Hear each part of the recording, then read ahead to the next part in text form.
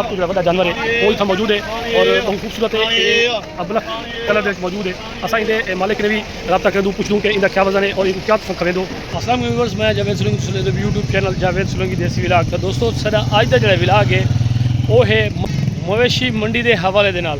तो दोस्तों असा आए वधे शेखवान मंडी, रहीमर खान की ये मंडी है शेखवान, तो ये एशिया की तकरीबन जो सब तो वही मंडी है माल मवेशी की। तो आओ दोस्तों तुम विजिट करने। ये मेरी बैक साइड पर देखो कि कितना गाड़ियाँ इतना कारां जीपां इतना मौजूद हैं और ये 300 के मोटरसाइकिल स्टैंड भी देखो मैं दिखा ना। ये रमज़ान शरीफ की मंडी है और कुर्बानी की जी ईद है वो नज़दीक है 1 किलो। तो दोस्तों इतना कतारा मौजूद हैं मोटरसाइकिल स्टैंड उत्ते। दोस्तों अज का विलाग बहुत दिलचस्प थी वाला है और एक विलाग को पूरा देखो आखिर तक देखो, इंशाल्लाह तुमको बहुत मज़ा आए। दोस्तों देखो कि एक खूबसूरत जो जानवर हैं वो शेखवान मंडी के अंदर मौजूद हैं और माशाल्लाह ये नस्ल भी दोस्तों इन्हें चेक करो और इनकी खूबसूरती भी चेक करो। माशाल्लाह अल्लाह ताला मालिक को बख्शे और असा मालिक ने रब्ता करें कि इनकी क्या डिमांड है तो कितने पैसे मंगते हैं।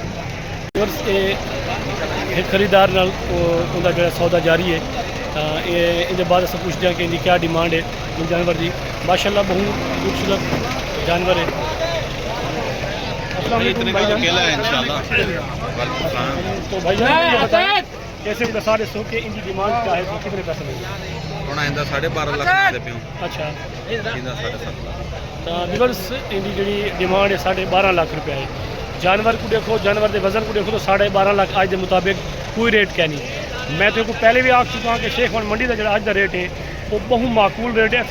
दंदे की दंदे 4 से 90 दोस्तों, दंदे 4 से 90। इनकी खूबसूरती, इनका वजन तो इनका कद चेक करो और माशाल्लाह बहुत प्यारा जानवर है। ऐसे को नंबर दसे सो ताकि अगर कोई शख्स रब्ता करना चाहे 0305 83 52 104 तो असें को अपना नाम दसे सो मुदस्सिर। तो व्यूअर्स ये मुदस्सिर भाई का नंबर है, जै बंदे भी रब्ता करना है भाई नाल तो रब्ता करे से। अगर जानवर ना भी किया तो इंशाल्लाह अगर तुझे सौदा थी गया तो उस तुझे सौदा काट दे। व्यूअर्स एक जानवर मौजूद है अपना जड़ा ही मंडी की सब तो जो बड़ा जानवर है वो इतना मौजूद है और बहुत खूबसूरत है, अबलख कलर मौजूद है। असा इनके मालिक ने भी रब्ता कर दूँ, पूछ दूँ कि इनका क्या वजन है और इनको क्या खवे दो और डंदे किमें है, ये भी असा उनके गाल बात करते हो। तो व्यूअर्स आओ असा इनका जो मालिक है उनसे पूछते हैं कि ये डंदे किमें है और एक केड़ी खुराक दो। माशाल्लाह बहुत खूबसूरत जानवर है और वजन भी इनका पूछ दिया। अस्सलाम वालेकुम भाईजान। ये रुमाल हाल क्या हाल है? खैरियत है? ठीक है तो भी ठीक है। अच्छा सर दसो कि डंदे किमें है?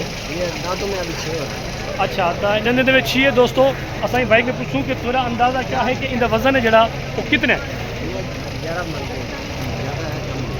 अच्छा तो दोस्तों तकरीबन असरा जो अंदाज़ा है असा भी सारा जरा मंडी के विलाग करें दूँ घूमदूँ फिर दूँ असा शौक भी रखें दूँ। मेरे को इनका वजन है जरा 12 तो 14 मन के दरम्यान लगते। और आओ असा इनकी जो डिमांड है इन भाई की डिमांड पूछते हैं कि इनकी डिमांड क्या है। इसकी डिमांड 14 लाख। तो दोस्तों इनकी जी डिमांड है बहुत माकूल डिमांड है 14 लाख रुपया। एक जानवर देखो, जानवर बहुत खूबसूरत है पलाई दे भी। अच्छा इनकी जी खुराक है, इनकी खुराक उसमें क्या देते हैं? करा दे रहे हैं और दूध भी दे रहे हैं। अच्छा करहा तो खीर। दोस्तों इनकी जी खुराक है वो करहा तो खीर। मेरे को पता है कि जरा पालन के लोग हैं जोड़े पलेंदे जानवरों को उन्हें तो बहुत अखराजात हैं, चना खवेंदे खीर पिलेंदे काफ़ी सारी खुराक देंगे। तो दोस्तों एक कोई कीमत भी क्या नहीं 14 लाख रुपया इनके वजन के नाल इनकी खूबसूरती नाल कोई कीमत क्या नहीं। तो जै बंदे भी अगर ये जानवर गिनना चाहते तो भाई का नंबर गिनसूँ ताकि उन्हें रब्ता करें। भाई अपना नंबर दस दसो। 03003532 जी। तो दोस्तों अगर जिस दोस्त ने भी जानवर गिनना है तो भाई के नंबर के उत्ते रब्ता करें। उम्मीद करना कि सारा विलाग तो बहुत पसंद आया उसे और तुसा जो जानवर दिखे ये भी तो बहुत पसंद आया उसे। कहीं शख्स ने कोई जानवर खरीदारी करनी है तो तुम्हें को नंबर दे देते गए उन्हें नंबर से रब्ता करे सो। तो दोस्तों सारे चैनल को सब्सक्राइब करे सो, लाइक करे सो, तो नाल कमेंट भी ज़रूर करे सो।